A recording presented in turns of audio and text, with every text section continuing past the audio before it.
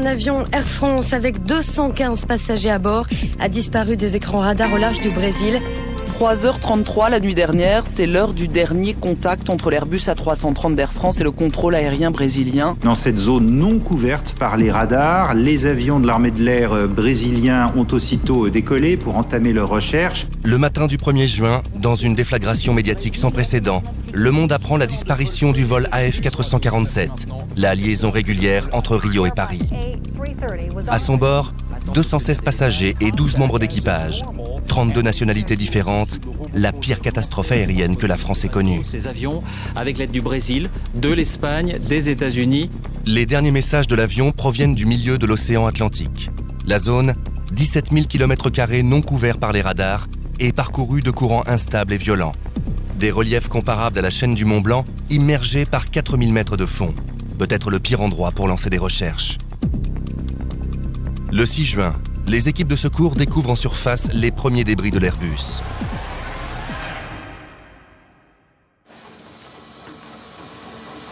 La structure de l'appareil et les enregistreurs de vol, eux, restent introuvables. 2 campagnes de recherche ne permettront pas de les localiser. Les premiers rapports sont publiés le 2 juillet et le 17 décembre. Mais autour de l'enquête, l'impatience gagne.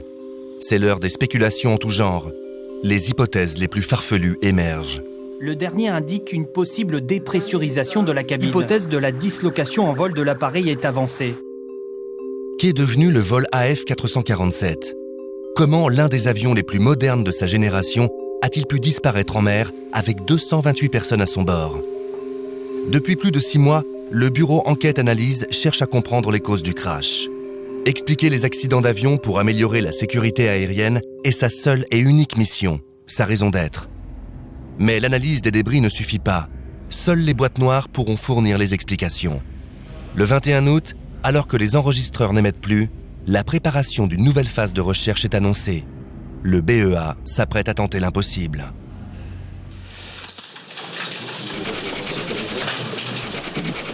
Bien, bonjour. Vous avons invité cet après-midi pour faire avec vous le point sur la nouvelle opération de recherche en mer qui va démarrer très prochainement afin de retrouver l'épave et les enregistreurs du vol AF447. Comme vous le savez, il est indispensable pour pouvoir poursuivre cette enquête que nous retrouvions et que nous puissions décrypter les enregistreurs de l'avion en nous entourant des meilleurs spécialistes internationaux en matière d'océanographie, de recherche en mer, etc. Nous avons essayé de déterminer une zone de recherche plus précise que la zone de recherche initiale.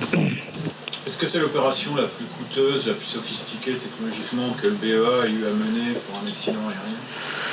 Oui. Je pense même qu'on peut dire que c'est une des opérations les plus complexes qui ait jamais été réalisée au fond de la mer. L'opération commence par la sélection de 11 instituts, dont 8 laboratoires océanographiques. Devant le peu d'indices retrouvés, le BEA les a chargés de déterminer la zone du crash. À l'Ifremer, Michel Olitreau est spécialiste des courants. Pour lui, comme pour le reste de la communauté scientifique, cette mission est une première. Donc ça, c'est la dernière position connue de l'avion. Donc les experts du BEA nous ont indiqué que probablement l'avion devrait se trouver à l'intérieur de ce cercle de 75 km. Et les petits points de différentes couleurs ici représentent les débris récupérés avec leur date. Les premiers débris ont été aperçus le 5 juin vers 18h. Maintenant, entre le 1er juin et le 5 juin, voire le 6 juin, on ne sait pas grand-chose. Bien, d'accord. Bon, elle nous a dit que c'était prêt, la dernière version, là. Pour reconstituer la dérive des débris, il existe des plans des courants. Michel nous emmène voir Julie. En l'absence d'observations réelles, ces modélisations peuvent reproduire le courant à un lieu et à un moment donné. Problème, ils ne sont pas toujours très précis. La zone là qui nous intéresse, c'est une zone qui est très proche de l'équateur. Et dynamiquement pour l'océan, l'équateur, c'est une région particulière. Ce qu'il faut voir, c'est que nos modèles sont capables de reproduire grossièrement la circulation.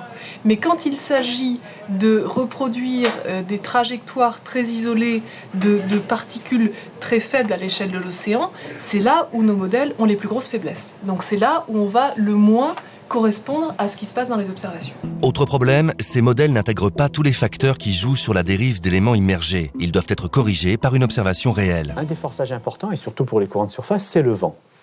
Eh bien, si ce vent est mal connu, ou s'il y a des erreurs dans ce champ de vent, eh bien forcément, ces erreurs vont se répercuter dans la circulation qui va être vue par le modèle. Voilà. Ouais. Coup de chance, au moment de la disparition, des bouées de pêcheurs et 2 balises scientifiques comme celle-ci se trouvaient dans la zone du crash. Leurs déplacements sont suivis par satellite. Leurs trajectoires permettent de corriger les modèles. Si on pouvait, à partir de cette trajectoire de ces bouées sur la période qui nous intéresse, c'est-à-dire entre le 1er juin et le 6 ou le 7 juin, reconstituer le champ des courants sur cette période, eh bien, il nous serait à ce moment-là très facile d'obtenir la trajectoire à rebours ou la rétro-trajectoire ou la rétro-dérive des différents débris ou corps humains dont on connaît la position et la date. La dispersion des débris et des bouées révèle que les courants dans la zone sont instables et tourbillonnants. Après 5 mois de calculs acharnés, le groupe de travail parvient à définir un périmètre pour les recherches. À l'aide de tous ces résultats, on a calculé de façon statistique, simple, une zone qui devrait contenir la position de l'épave de l'avion. Et cette zone, c'est ce grand rectangle-là. La zone de recherche est ici, perdue entre l'Amérique du Sud et l'Afrique. Elle fait plus de 2000 km². Recife, point est du Brésil. Les derniers préparatifs s'achèvent. Dans 2 jours, c'est d'ici que les équipes d'enquête partiront pour la zone d'opération. Pour retrouver l'épave, les 2 navires affrétés par le BEA sont transformés en base de recherche flottante. À leur bord, sonars tractés, drones sous-marins et robots capables de travailler par 6000 mètres de profondeur. Pour couvrir toute la zone d'opération et s'adapter à un terrain extrêmement accidenté, les moyens sont redondants, mais surtout complémentaires. Avec le BEA, Paul-Henri Narjolet a participé à la sélection de ces matériels. Spécialiste des recherches en eau profonde, il fait entre autres partie de l'équipe qui a découvert le Titanic. Le BEA l'a chargé de coordonner les opérations en mer. Il y a vraiment des éléments sûrs qui permettent de dire que cette zone est une zone où il y a une très très forte probabilité. On a 2 bateaux pour l'opération. On a l'Ancandi qui est arrivé hier et le Seabed Worker. Sur chaque bateau, on a un système complet. Alors on a un système de recherche et un système d'investigation. Le système de recherche, c'est des sonars, un ou des sonars latéraux qui permettent de faire des images du fond et de détecter éventuellement l'épave de l'avion qu'on recherche. Et ensuite, après, un moyen d'intervention qui permet d'aller vérifier les points qu'on a repérés avant. Ces technologies seront constamment sollicitées. Pour tenter de retrouver les boîtes noires, en 26 jours, elles devront passer au peigne fin, une zone qui couvre entre 2000 et 3000 km². Pour les utiliser et analyser leurs images, le BEA a recruté ce qui se fait de mieux dans le domaine de l'aéronautique et de la recherche sous-marine.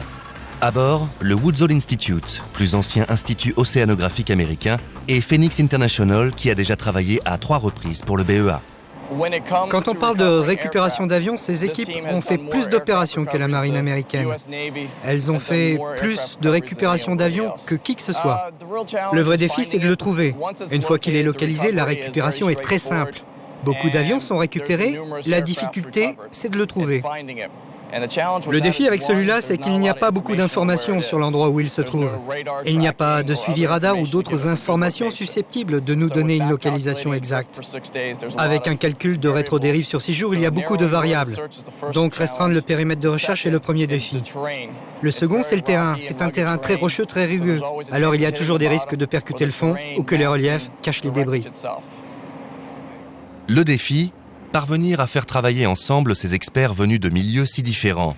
C'est ce à quoi s'attaque Frédéric Walbrou. The French one was covered 60% in that way, but not in that way. But as you know, there was very bad conditions, very bad weather. On a pu s'apercevoir que certaines zones n'avaient pas du tout été cherchées, d'autres avaient été cherchées pendant des mauvaises conditions météo. Et donc on est arrivé à une zone plus ou moins étendue qui correspond à cette zone blanche, cette zone jaune et le rectangle rouge. Donc ça, c'est des informations qu'on essaie de faire partager avec l'équipe tout autour de la table. Autour de cette table, des géologues, des océanographes et des ingénieurs aéronautiques. Ces scientifiques scruteront les échosonars et les images du fond à la recherche de l'épave et des boîtes noires. Ils viennent des 4 coins du monde. Chacun d'eux fait partie des meilleurs de sa spécialité.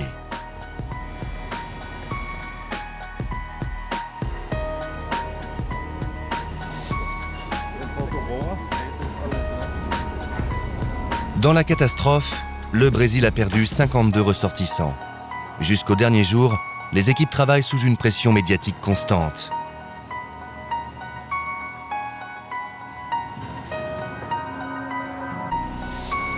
Le Seabed Worker quitte le port.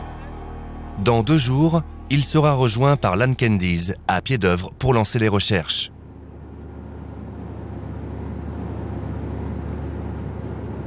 On a enfin largué les amarres et puis on est parti. Donc c'est vraiment là que l'opération commence, en tous les cas pour nous. Elle a commencé bien sûr bien en amont. Bon, on a notre essai à faire. Là, dans 2 heures, on s'arrête et on fait un petit essai, un petit réglage. Et ensuite, on finit sur la zone où on arrive dans un peu plus de 48 heures. Et là, on est prêt, quoi. Voilà, on est enfin prêt. Prêt, mais pas tout à fait. L'essai dont parle PH est primordial. Les drones sous-marins sont les seuls capables de parcourir les zones les plus accidentées. Leur système de navigation doit être calibré. S'ils ne parviennent pas à travailler ensemble, toute l'opération sera compromise.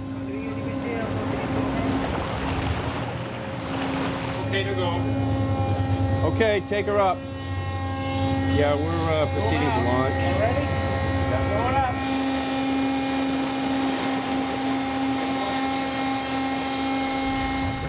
C'est grâce à cette ligne de bouée, ces balises émettrices, que les drones peuvent se repérer. À 70 mètres du fond, les Remus scannent des bandes de terrain de 1200 mètres de large. De chaque côté de la ligne, ils suivent le trajet programmé en totale autonomie. Leurs capteurs et leur agilité leur permettent de s'affranchir du relief. À la fin de chaque mission, les images sonars et les photos du fond sont remontées puis téléchargées pour analyse.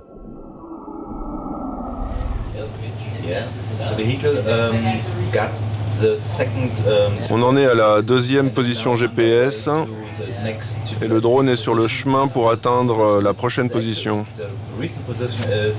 La dernière position est à 2500 mètres au sud-ouest de la dernière position GPS.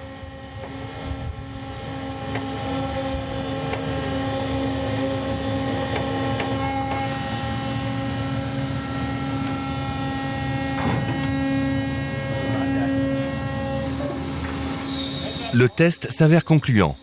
Tous les drones fonctionnent parfaitement. Le plan de bataille peut être communiqué aux équipes. Le quadrillage de la zone sera réalisé en fonction de la spécialité de chaque appareil. On a décidé de tracer des sous-zones qui sont des zones de travail d'une part des AUV et d'autre part après des zones de travail pour le sonar remorqué qui lui a des contraintes particulières, surtout dans un relief comme ça, parce qu'il ne peut pas aller n'importe où. Donc on lui a réservé les zones où il est efficace, c'est-à-dire les plaines sédimentaires où il a une grande largeur de bande et il peut tracer des longs traits, donc il est efficace.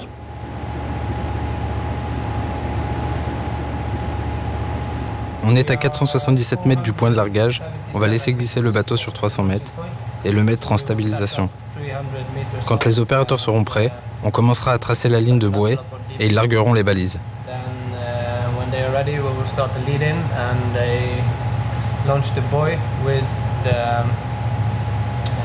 Transponder. Not sure if you heard the last, but the deck is ready, the lab is ready. We can proceed then on launch.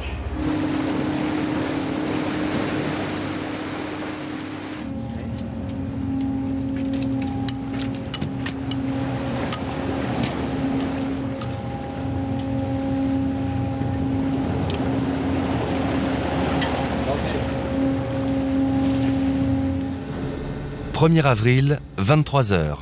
La traque de l'épave commence. Cette première lancée, là, c'est l'aboutissement de 8 mois de travaux, de recherche et de récupération de plein d'informations. C'est vraiment énorme, quoi. C'est le début de la 3e phase de recherche. Elle est juste là, juste à l'instant. C'est énorme. Plein d'émotions. Hein.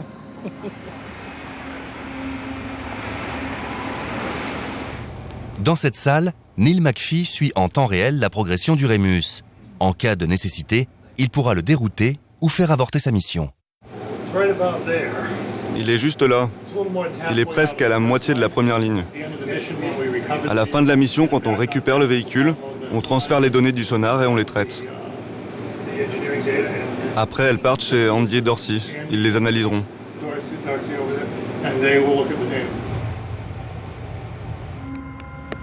Le lendemain, sur le pont, l'un des Rémus remonte prématurément à la surface.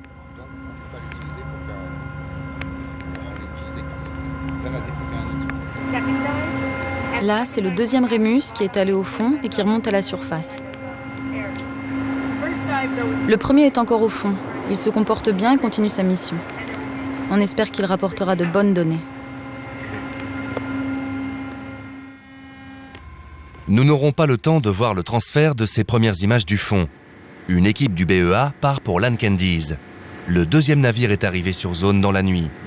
Dès 7h du matin, il s'apprête à lancer ses recherches. Il faut absolument qu'on optimise tous les moyens et avoir loin du Seabed Worker un bâtiment qui déploie son sonar remorqué Lorient et qui peut trouver une détection.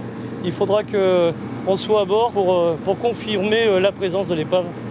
C'est pour cela qu'on va gagner en efficacité en déployant ici une équipe réduite de 3 personnes. Sur place, les enquêteurs sont accueillis par les membres de Phoenix International. C'est l'une des entreprises les plus expérimentées dans les recherches sous-marines. Elle a récupéré plus d'avions que n'importe quelle autre entreprise. Ici, la profondeur varie entre 3000 et 4000 mètres. On va sûrement devoir dérouler entre 4500 et 8000 mètres de câbles. C'est énorme. Il faut prendre des précautions pour le sonar arrière. Ce serait lourd de conséquences si on percutait le fond avec cet appareil.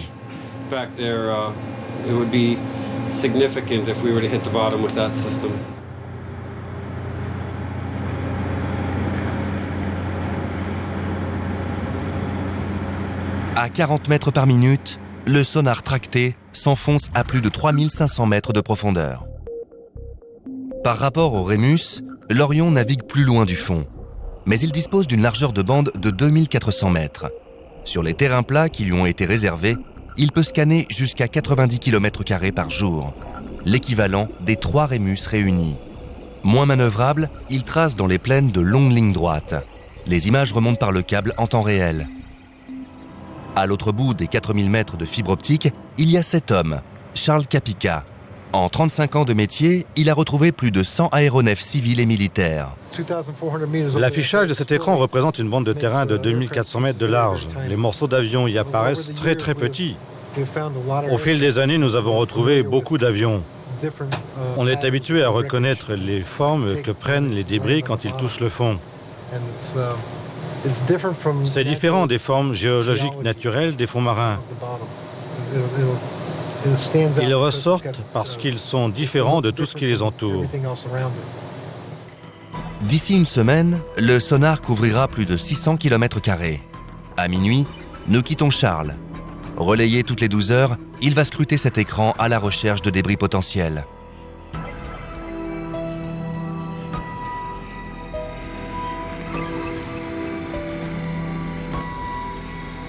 Dès notre retour sur le Seabed Worker, son équipe est avertie d'anomalies sur les échosonars de Lancandies. Cette première alerte pourrait être le champ de débris. La piste paraît sérieuse, il faut lever le moindre doute. Oui, Jean-Philippe, c'est Fred. Bon voilà, le plan c'est qu'on vient de quitter notre position pour rejoindre la position de l'anomalie. Donc on devrait arriver d'ici 30 à 40 minutes et plonger le ROV et faire une descente. Bien, écoutez, très bien, je prends note. Nous, on compte terminer notre ligne C2 d'ici 4 heures, donc on sera loin de cette position et elle sera claire pour déployer vos moyens. En moins d'une demi-heure, toutes les procédures se mettent en place. Chacun prend son poste. Branle-bas de combat sur le Seabed Worker, le navire est en ébullition.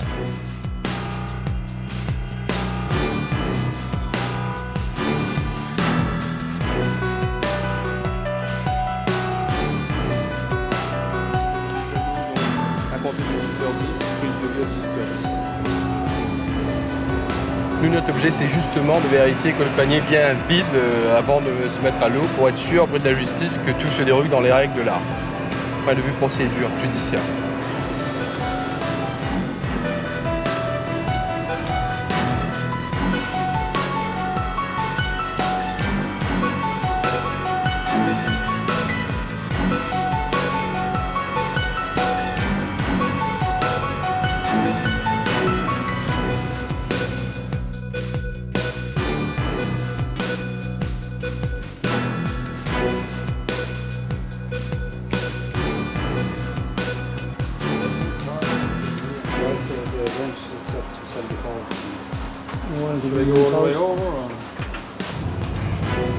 Dans la pièce réservée aux spécialistes aéronautiques aussi, la tension est palpable.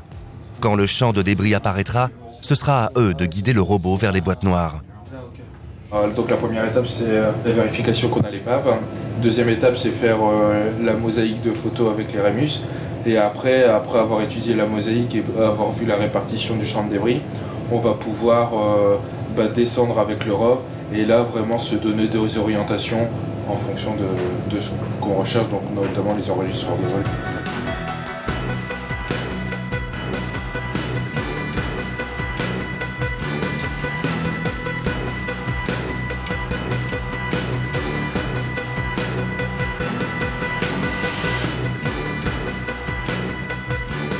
Très vite, c'est la déception. Des affleurements de roches recouverts de sédiments ont agi comme un leurre pour le sonar. Pas d'épave pour cette fois. On s'est intéressé de voir qu'on est quand même en mesure d'intervenir très rapidement, donc de faire une descente.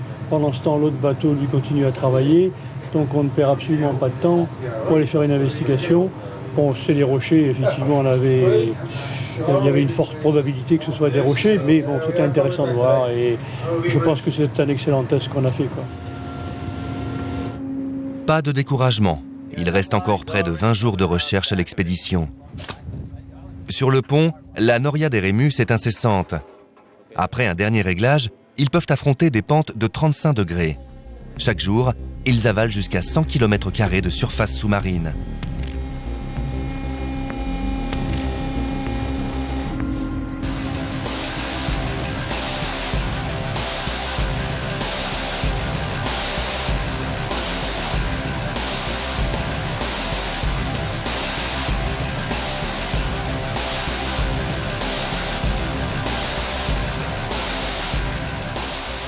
Au bout d'une semaine, ils ont couvert près d'un tiers de la zone. Avec 3 de ces AUV déployés de jour comme de nuit, une remontée a lieu en moyenne toutes les 8 heures.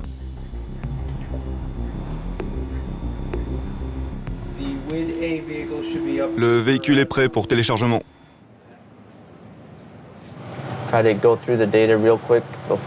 On essaye d'analyser les données très rapidement avant que le prochain AUV descende. Sur cette ligne, il y a surtout des rochers. Ça rend la détection compliquée. En fait, on cherche du métal qui renvoie un signal plus fort que la roche. Le métal, c'est comme plus précis, plus dentelé. On voit que ça a été construit par l'homme, ça n'a pas une forme naturelle. Après avoir analysé 65 km² de fond marin, Andy va passer le relais à Dorsey. Il est minuit. Pendant 12 heures, c'est elle qui, à son tour, traquera les débris d'avion. Elle est accompagnée de Stéphanie. Géologue et géophysicienne, Stéphanie nous explique les différents types d'images produites et analysées pour ses recherches. De la cartographie réalisée par la Marine nationale au film des engins de recherche déployés sur la zone. On a besoin d'une bathymétrie du fond. C'est le relief du fond marin. Et les AUV sont envoyés sur ces reliefs pour obtenir des cartes de très grande précision de l'ordre du mètre. Donc on peut identifier les objets, en l'occurrence les débris de l'avion, ce qu'on recherche. Mais les images des Rémus ne sont pas les seules informations dont les analystes disposent. Stéphanie nous emmène sur le pont du Seabed Worker. Une équipe y récupère par satellite les images du sonar tracté déployé sur l'autre bateau. Plus adapté au relief moins accidenté, l'Orion scanne les plaines présentes dans la zone. Les premières analyses ont été réalisées pendant que le sonar était en train de chercher. C'est la principale différence entre le sonar tracté et les AUV. Ce que je fais ensuite, c'est que je regarde une deuxième fois les images pendant que je les géoréférence. Après, on fait une liste de cibles potentielles. Et après, Stéphanie les regarde une troisième fois. Ça fait beaucoup d'yeux posés sur ces données. Alors si on est un peu plus chanceux, on les trouvera. Le rythme est extrêmement soutenu. Avec une semaine d'avance sur le programme, l'ensemble de la zone pourrait être parcouru et analysé d'ici 10 jours. 16 heures de plus, ça fait donc 46 heures. Comme ça... Sur l'Ancandies, comme sur le Seabed, chaque nuit, les équipes du BEA font le point et coordonnent les recherches.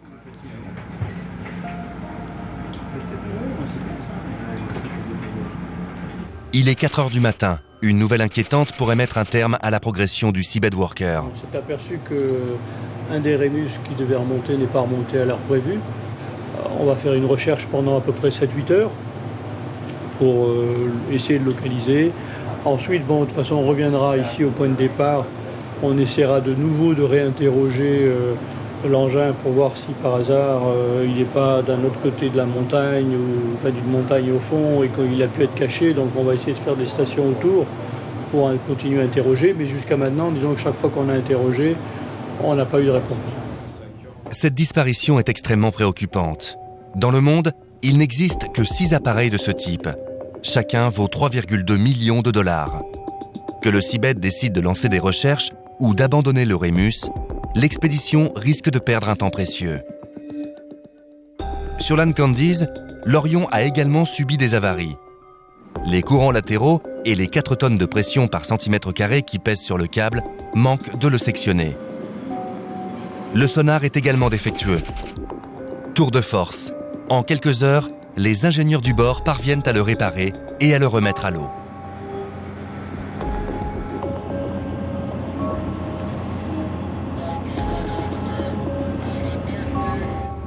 Le vent tourne aussi sur le Seabed. Marcel, l'un des opérateurs du Rémus perdu, vient de recevoir un signe du drone. Abyss se manifeste.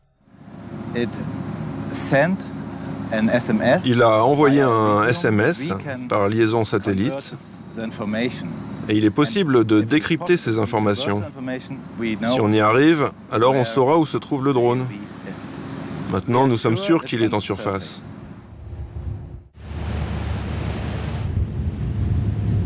Cela fait 48 heures que tout le personnel à bord se relaie nuit et jour pour tenter d'apercevoir l'appareil. Après plus de 2 jours sans nouvelles, le drone est remonté à la surface. Il est récupéré.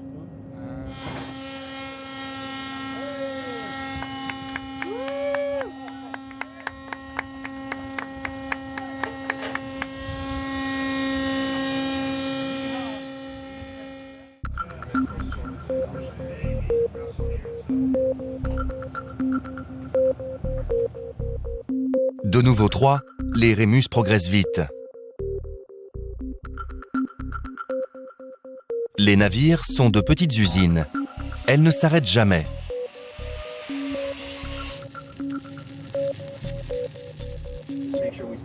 Qu'un analyste ou un marin quitte son poste, un autre prend immédiatement sa place.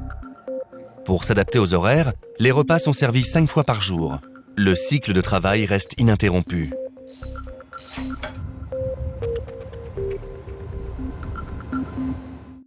« 20 avril, toujours aucune trace de l'avion.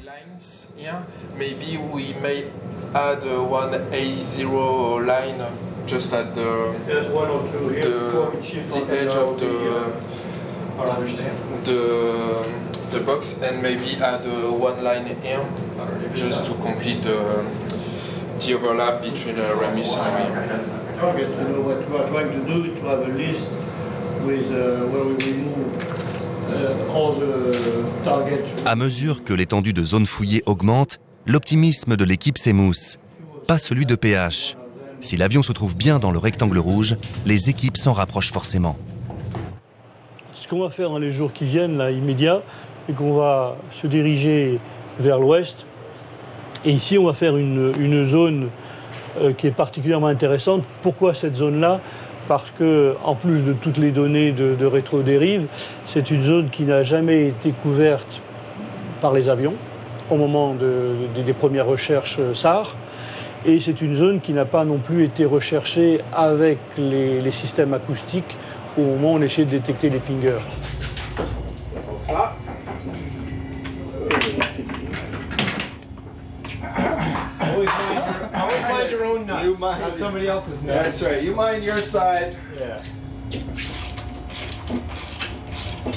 Tandis que ces derniers kilomètres carrés de fond sont explorés, les analystes revoient leurs copies. Et si quelque chose leur avait échappé? En fait, là, c'est pour essayer de savoir s'il y a des anomalies sur lesquelles on peut lever le doute pour aller faire des plongées avec le Rough Triton. On peut toujours en prendre une ou deux, je pense. Ouais. De celle-là? Ouais, celle-là plus les tiennes, je sais pas. Ouais, je pense qu'on en a une bonne partie en commun, mais rien de très probant. Rien de convaincant. Mais rien ne doit être laissé au hasard. Même les zones de doute les plus infimes sont vérifiées et revérifiées. Beautiful! Yeah, that's a big crack. It's a big crack. Ska ta ett bild där?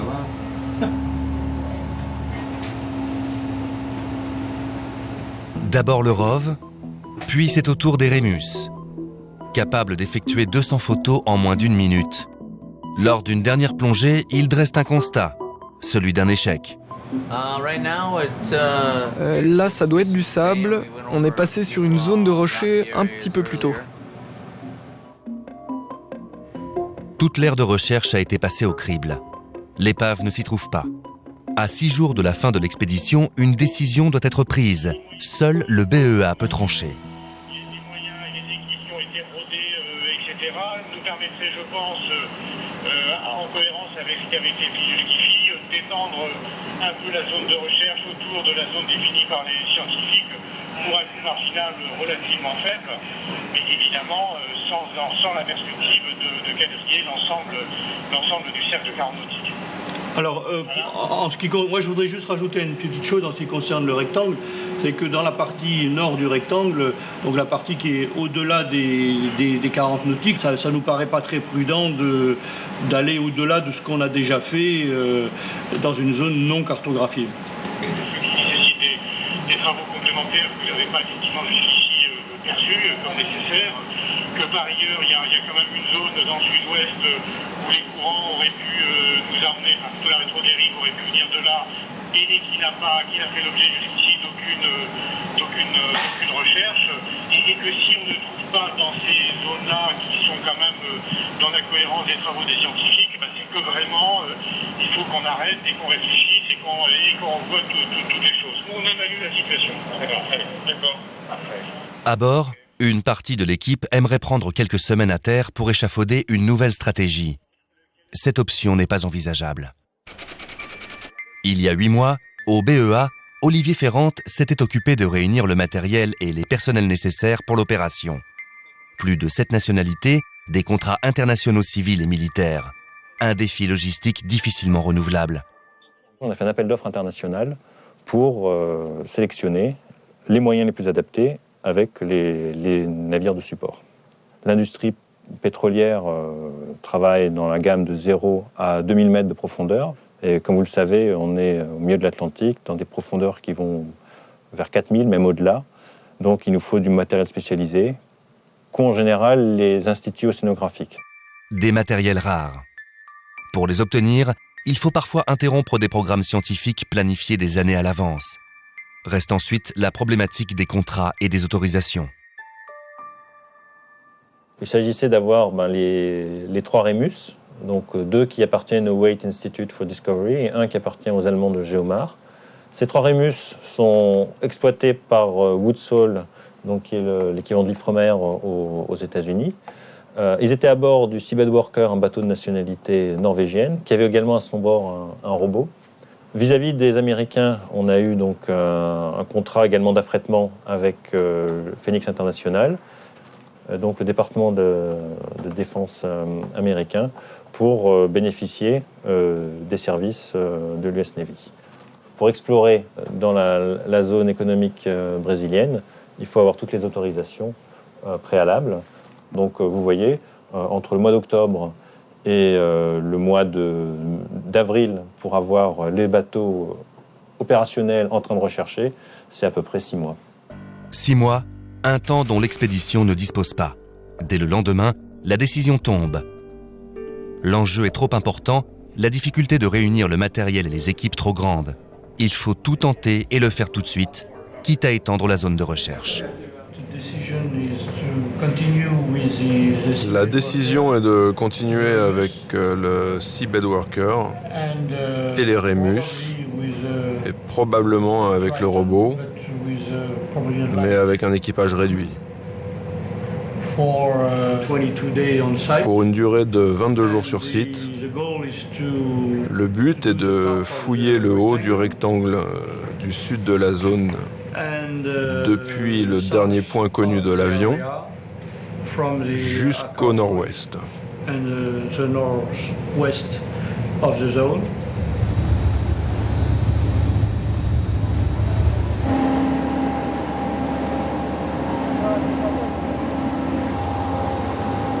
C'est-à-dire qu'après l'escale qu'on va faire à Recife les prochains jours, le Seabed Worker reviendra sur site pour explorer les nouvelles zones qu'on n'a pas encore explorées depuis le début. Et donc, dans le but de gagner un peu de temps, on a décidé de procéder à un transfert de containers. En pleine mer, un transfert de conteneurs n'a rien d'évident. Mais chaque journée coûte à l'expédition près de 120 000 €. Marins et opérateurs savent bien que le temps qui ne sera pas perdu au port pourra être réinvesti dans les recherches. Par une pluie battante, une course contre la montre s'engage. Elle se poursuivra pendant 1 mois. Le bilan de l'opération reste provisoire. Là, c'est la dernière récupération d'un AUV pour cette phase 3. On a atteint l'objectif qui était donc de faire les recherches dans une zone déterminée. On a fait cette zone, on en a même fait davantage. Je vois mal comment on aurait pu rater l'avion actuellement et donc je suis à peu près sûr qu'on ne l'a pas raté, quoi. Maintenant, il y a 2-3 points qu'il faut aller voir et là tout est possible.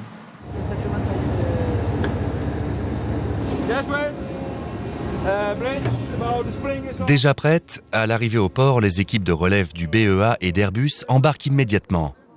Pour ceux qui repartent, après 1 mois en mer, le répit est de courte durée, le temps d'un passage de consigne.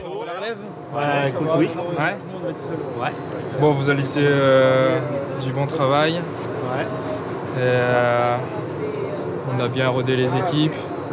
Tout est nickel. On partirait sur les chapeaux d'eau. J'espère.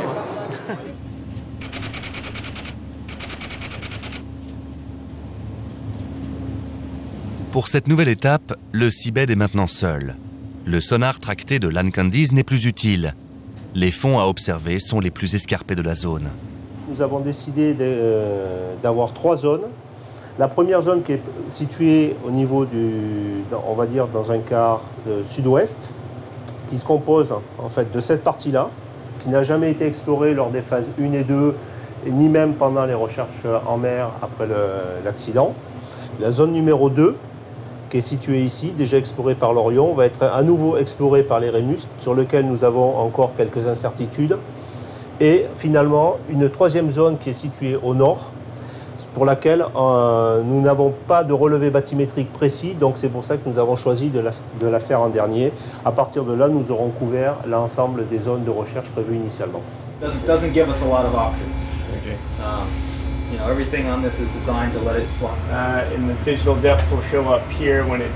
À Recife, l'expédition a dû se séparer d'un Rémus et d'une partie des opérateurs attendus sur une autre mission.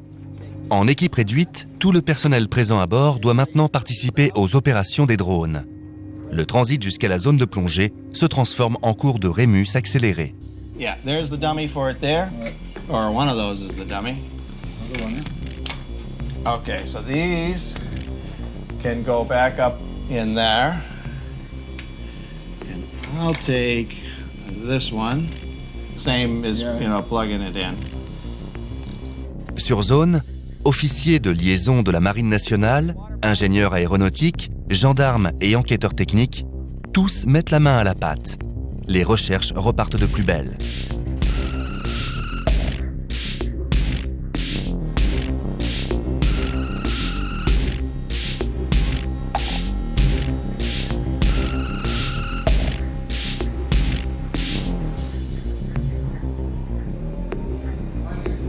Dans cet espace confiné, les moments de décompression se réduisent au strict minimum.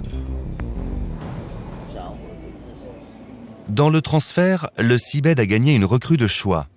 Charles Capica, que nous avions quitté sur l'Ancandiz, est passé derrière les écrans du Rémus. Phoenix et Woods Hole, deux des entreprises les plus expérimentées dans la recherche sous-marine, travaillent désormais sur le même bateau. L'équipe a été réduite, elle n'est pas affaiblie. La valse des Rémus reprend.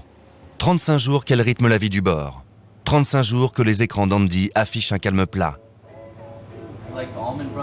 Aucun écho susceptible d'être un débris d'avion pour briser le silence. La vie suit son cours, guidée par une unique obsession. Trouver les enregistreurs qui permettront de comprendre le scénario du crash. Le 6 mai, une nouvelle tourne en boucle sur les chaînes télé du monde entier. Elle va bouleverser le cours de l'expédition. Le ministère de la Défense l'a annoncé ce matin, 11 mois après l'accident du vol Rio-Paris d'Air France. Les boîtes noires auraient été localisées au fond de l'Atlantique. Un sous-marin aurait repéré la trace des enregistreurs dans une zone de 5 km de rayon. À plus de 1000 km des côtes, l'équipe est coupée du monde. Elle sera la dernière avertie de la découverte. Bonjour. Oui, bonjour. Frédéric Aimé et Sylvain Mollet à bord du Seabed.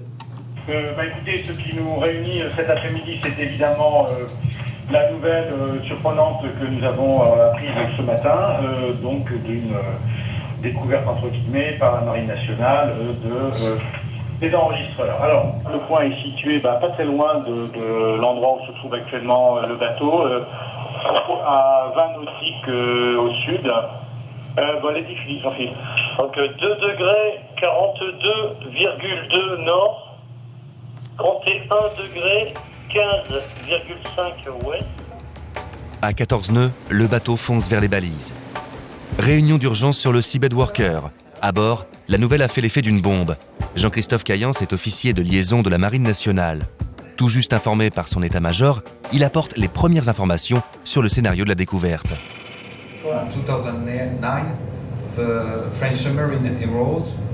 En 2009, le sous-marin français Emeraude est venu sur zone avec un spécialiste sonar de la société française Thales. Ils ont cherché à entendre les balises pendant 1 mois et demi. Après pas mal de mises à jour du logiciel, ils ont décidé d'enregistrer tout ce qui se passait dans la zone.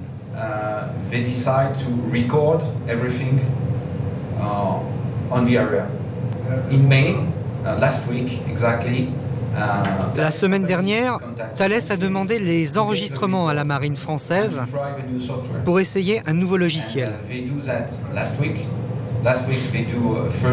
La semaine dernière, ils ont fait une première écoute et ils ont entendu quelque chose. Ils ont rappelé la marine pour leur signaler ce qu'ils avaient entendu dans cette zone. Et cette information a été donnée à la presse.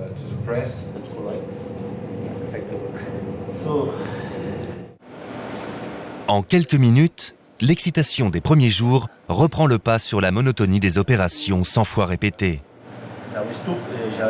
Il y a 2 détections séparées de 8 km. Enfin, 8 ou 9 km.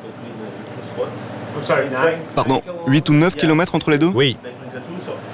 C'est assez surprenant parce que les balises, enfin les enregistreurs, sont supposés être ensemble.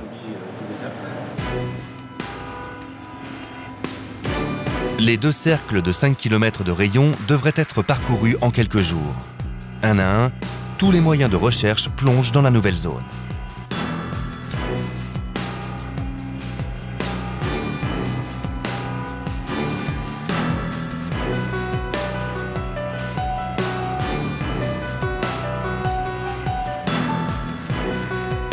Dans ce périmètre restreint, chaque plongée peut être la bonne. À chaque nouvelle remontée d'images sonars ou de photos, la tension monte d'un cran. Toute l'équipe guette l'apparition d'un bout de tôle ou d'un moteur, d'une trace de l'avion du vol AF447.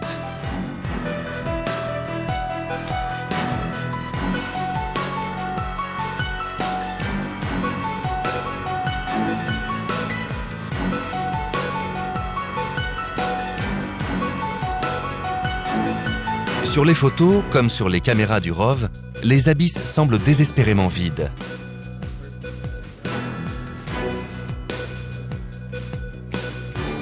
Petit à petit, le doute regagne du terrain. Et si l'avion leur était passé sous les yeux? Si les débris leur avaient filé entre les doigts? L'option semble quasiment impossible. Sur cet écran, 2 km² de fond en imagerie sonar. Les analystes parviennent à y détecter la seule trace de métal présente dans la zone. Après vérification, il s'agit d'un bidon d'à peine 1 mètre de haut. Comment aurait-il pu passer à côté des morceaux d'un avion de 60 mètres sur 50, ou même d'une seule de ses pièces? La réponse tombe, comme un coup près. Donc, vous êtes bien, comme on dit, vous êtes bien assis? Bah écoute, oui, on est bien assis, ouais. On avait demandé à travailler avec les enregistrements de la Marine nationale. Philippe Plantin de Hugues et Jean-Philippe Bouillon sont allés là-bas à Toulon.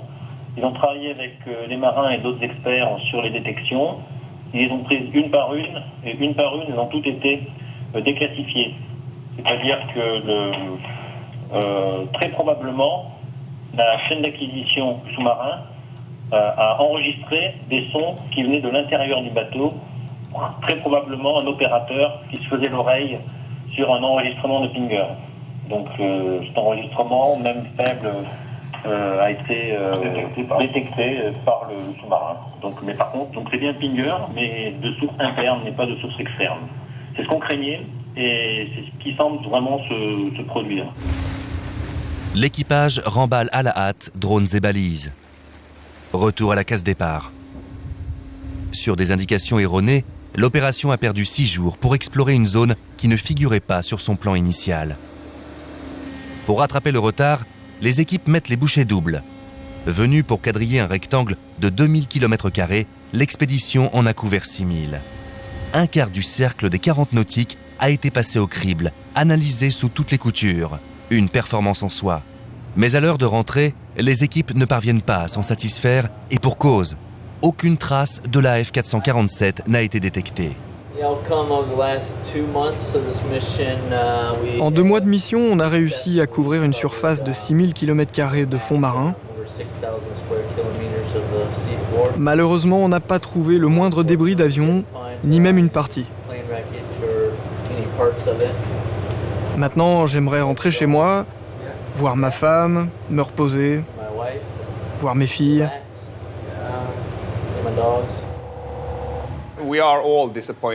Nous sommes tous déçus. Pendant cette mission, nous espérions tous trouver l'avion. Les marins, l'équipe du robot, le BEA, Woods Hole, tout le monde était déterminé à trouver les boîtes noires. Évidemment, il y a de la déception qu'on ne les ait pas encore retrouvées, mais maintenant on sait qu'elles ne sont pas dans la zone que nous avons couverte. Et c'est une bonne chose, parce qu'à l'avenir, on va pouvoir réduire la zone de recherche, si d'autres recherches sont programmées.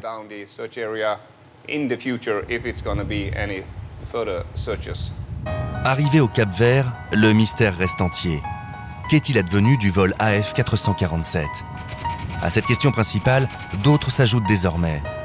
Pourquoi cette expédition qui a demandé 1 an de préparation et englouti 11,4 millions d'euros s'est transformée en échec? Cet échec signifie-t-il la fin de l'enquête sur la disparition de l'AF447? Pour obtenir des réponses, nous sommes retournés au BEA. 6 mois après l'expédition, le bureau Enquête-Analyse a dressé un bilan. Son directeur nous répond. Pourquoi est-ce qu'on n'a pas retrouvé les enregistreurs? Ça, il y a deux raisons. Soit on n'a pas utilisé les moyens adéquats, soit on n'a pas cherché au bon endroit. C'est la raison pour laquelle nous avons dressé un bilan de cette opération cet été, qui nous a permis de nous convaincre que les moyens qu'on avait utilisés étaient très vraisemblablement les seuls capables de retrouver l'épave, mais que vraisemblablement, nous n'avons pas cherché au bon endroit, sans doute parce que les calculs scientifiques, aujourd'hui, ne permettent pas finalement de retrouver avec suffisamment de précision, de mesurer avec suffisamment de précision la dérive dans cette région. La troisième phase n'est pas la dernière puisque nous préparons aujourd'hui une nouvelle phase. Alors le départ, c'est, nous l'espérons, début février de 2011. La stratégie, cette fois, une stratégie systématique. Nous poursuivrons l'exploration de l'ensemble du Grand Cercle jusqu'à avoir tout exploré.